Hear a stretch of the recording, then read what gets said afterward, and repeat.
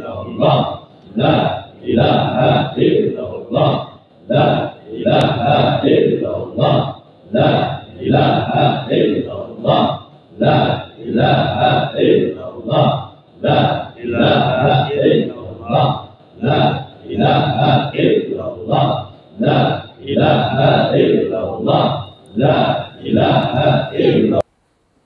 Assalamualaikum warahmatullahi wabarakatuh.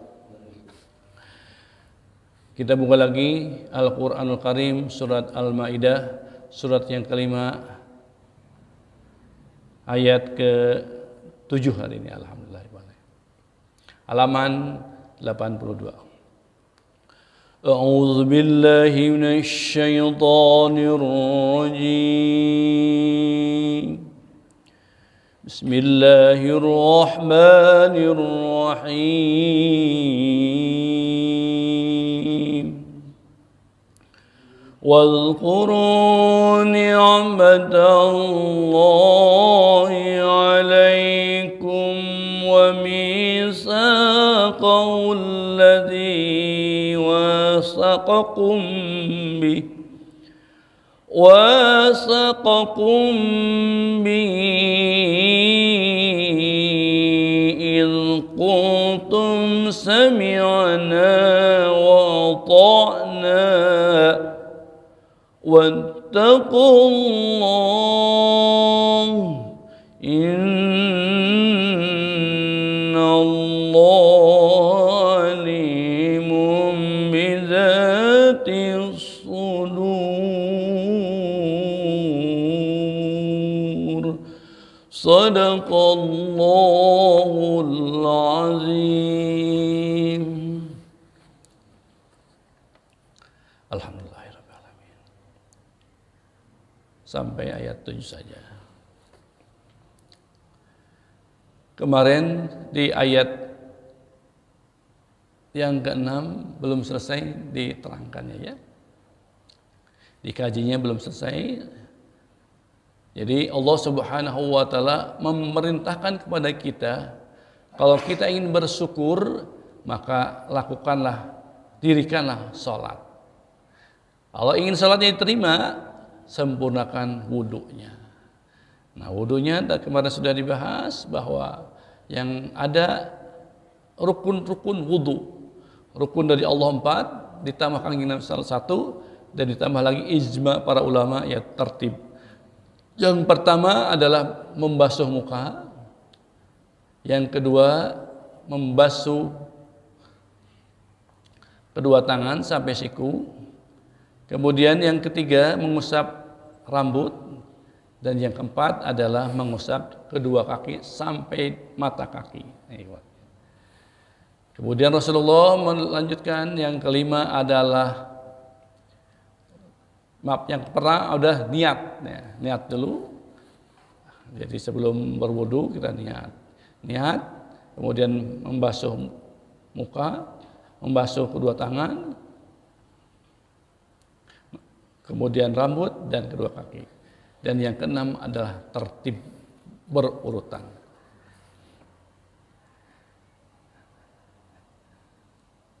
Nah ini Pak, ketika kita akan bersolat, ya ayyuhalladzina amanu idza qumtum ilal salati faghsilu wujuhakum wa aydiyakum ilal marafiqi wamsahu bi ru'usikum wa arjulakum ilal ka'bain. Wahai orang yang beriman, ketika kalian akan menunaikan salat, maka basuhlah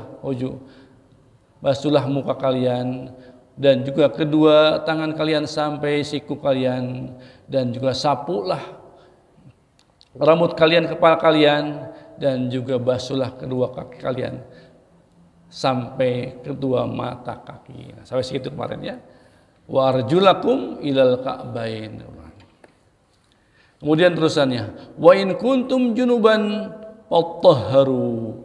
Apabila kalian sedang junub, baik setelah nifas atau setelah melahirkan atau sudah berhubungan suami istri, bagaimana untuk membersihkannya?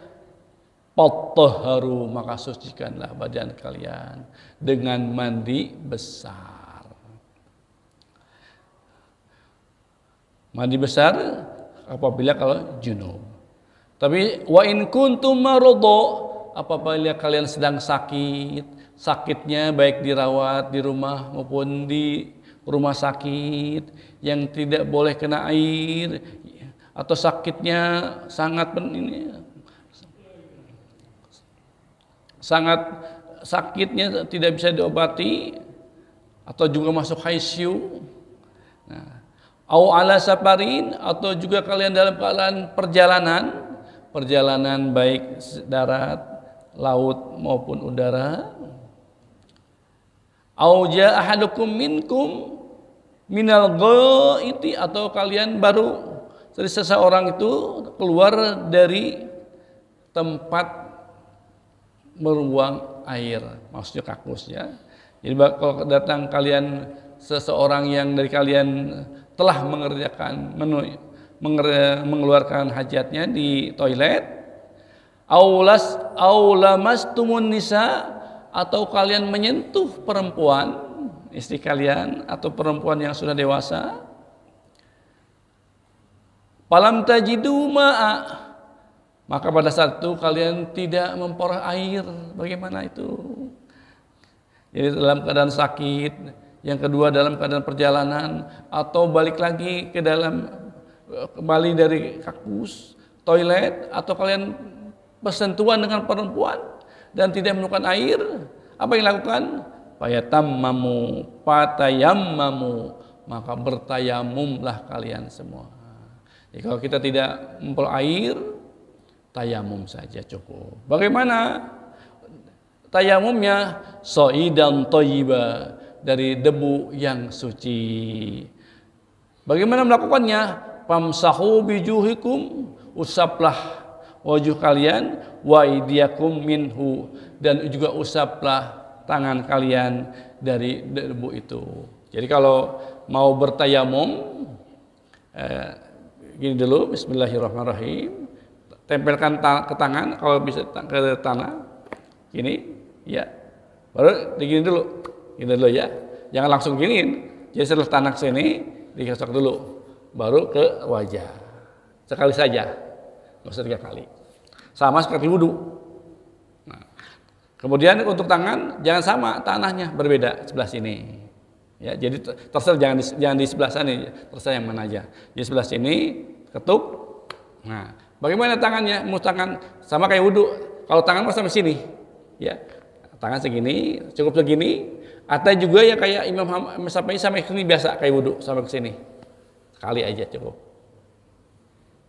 Itu yang kedua. Nah, itu adalah tayamum.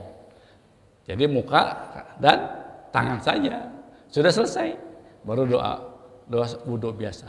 Jadi tayamum 10. Jadi kalau kita di pesawat, lagi di rumah sakit atau di rumah tidak boleh ke air, tayamum saja. Tayamum ke ke dinding kalau dekat. Kalau bisa, kalau kita masih ada air, pakai air ya. Di perjalanan nggak ada air, ada aqua, gitu ya, aqua. Berwudu di situ. Jangan tayamum kalau ada air sih. Biasa aja. Kalau di mobil kendaraan kita masih ada air, ya tayamum, berwudu biasa seperti biasa. Jangan tayamum. Karena air ada di aqua, botol, aqua gelas, boleh nih, sedikit-sedikit. Kalau tidak ada, baru tayamum. Waktu saya ke haji, saya tidak tayamum, gitu, karena di pesawat ada, ada air, di toilet ada, jadi ke toilet aja, wudhu biasa, gitu, nggak ada tayamum. Dan diusahakan berwudhu, gitu ya. Gitu. Karena kita air di mana-mana ada, kecuali ke dalam sakit. Itu rukhsah dari Allah, boleh. Ini apa namanya? Dalilnya tayamum. Jadi berwudu boleh, harus berwudu, harus ingin kalau sholat, dan juga diberikan rukhsah keringanan untuk bertayamum dengan debu yang baik. Kemudian Allah melanjutkan, ma yuridullaha Allah tidak menghendaki, tidak menginginkan liyaj'ala 'alaikum kepada kalian min kharaja, yaitu dari sebagian kesulitan, di antara kesulitan. Tidak menghendaki. Kalau tidak harusnya berwudu, tidak ada air, tayamum. Jadi Allah tidak menghendaki kesulitan, tapi sebaiknya walakin yuridu akan tetapi Allah menghendaki litahhirukum, kalian mensucikan kalian, suci batinnya, suci lahir batinnya. Jadi ternyata berwudu itu adalah yutahhirukum, untuk mensucikan kalian. Nah, kalau di ininya fisiknya seperti dibasuh semuanya tadi, tapi batinnya Rasulullah SAW menggambarkan siapa saja yang berwudu sempurna, kemudian sholat 2 rakaat, sholat sunnah, kalau disebutnya sholat sunnah wudu, itu akan diampuni dosa-dosanya oleh Allah Subhanahu wa Ta'ala. Itu bertukar. Nah, itu jadi kesucian jiwa. Nah, guru kami kalau ingin, jadi setiap waktu itu harus berwudu, keadaan berwudu 24 jam harus berwudu. Berwudunya setiap hari, dan kalau sudah setiap hari berwudu suci sepanjang waktu hidup kita dalam keadaan suci, supaya jiwa dan batin kita akan bersih. Panggersa Abah Awas berwudunya ketika sholat Isyraq adalah wudu Isyraq sebelumnya, hari sebelumnya, gitu ya, tidak pernah batal. Jadi Isyraq sekarang tuh wudu nggak batal-batal sampai Isyraq sebelumnya. Tidak, jadi pada saat malamnya tidak tidur beliau. Tapi Syekh Abdul Qadir Al-Jailani itu selama 25 tahun tidak pernah batal. Jadi sholat subuhnya dengan wudu isya selama 25 tahun. Masya Allah ya. Jadi selama 25 tahun setelah isya wudu, sholat subuhnya wudunya isya. Itu ya. Tidak pernah batal sepanjang itu. Jadi tidak batal. Dan tidak tidur. Kalau tidur, orang-orang tasawuf kelihatan tidur sebegini, bukan tidur. Matanya tertutup, tapi hatinya terus menyebut-nyebut asma Allah Subhanahu wa Ta'ala. Dan kalau terlentang, udah batal ya. Jadi membatalkan wudu itu, kalau udah begini tidak akan batal sampai kapanpun. Jadi kalau bapak-bapak mau melek semalam suntuk, tidak ingin batal, duduk aja, gitu, duduk terus. Tapi jangan nyandar. Bagi bapak-bapak yang nyandar di hari Jumat, hati-hati. Nyandar di belakang itu, hati-hati. Itu kalau tertidur 1 detik saja batal. Jadi kalau jangan tidur, jangan menyandar, maksudnya nyandar ke tembok. Jadi kita diberi sama Allah Subhanahu, bukan beri kesulitan, tapi diberi oleh Allah Subhanahu wa Ta'ala kemudahan. Wal yutimma ni'matahu, dan Allah sempurnakan nikmatku kepada alaikum, pada kalian. Jadi semua nikmat sama Allah Subhanahu wa Ta'ala telah diberikan sama Allah Subhanahu wa Ta'ala kepada kita. Wudu saja diperbolehkan, kalau tidak diperbolehkan bertayamum. Itu adalah salah satu nikmat dari Allah Subhanahu wa Ta'ala. Bagaimana kalau kita saklek, tidak harus wudu, tidak ada air, wah repot. Alhamdulillah, kita bisa diberikan keringanan oleh Allah Subhanahu wa Ta'ala sebagai nikmat dari Allah Subhanahu wa Ta'ala. Untuk apa? La'allakum tashkurun, agar kalian menjadi hamba-hamba yang bersyukur kepada Allah Subhanahu wa Ta'ala dengan menjalankan seluruh perintah Allah Subhanahu wa Ta'ala dan menjauhi seluruh larangan Allah Subhanahu wa Ta'ala, khususnya dalam bab wudu ini. Kalau ada air berwudu, kalau tidak ada air bertayamum. Alhamdulillahirabbil alamin. Jadi artinya seluruh hamba-hamba yang diperintahkan itu nanti berakhirnya dengan la'allakum tashkurun. Kita berpuasa kemarin sepanjang waktu 30 hari itu awalnya supaya kita bertakwa, tapi akhirnya setelah puasa 30 la'allakum tashkurun, supaya mudah-mudahan kalian menjadi hamba-hamba yang bersyukur pada Allah Subhanahu wa taala. Nanti di yaumil kiamah nanti coba digolongkan dua, yang bersyukur dan yang kufur.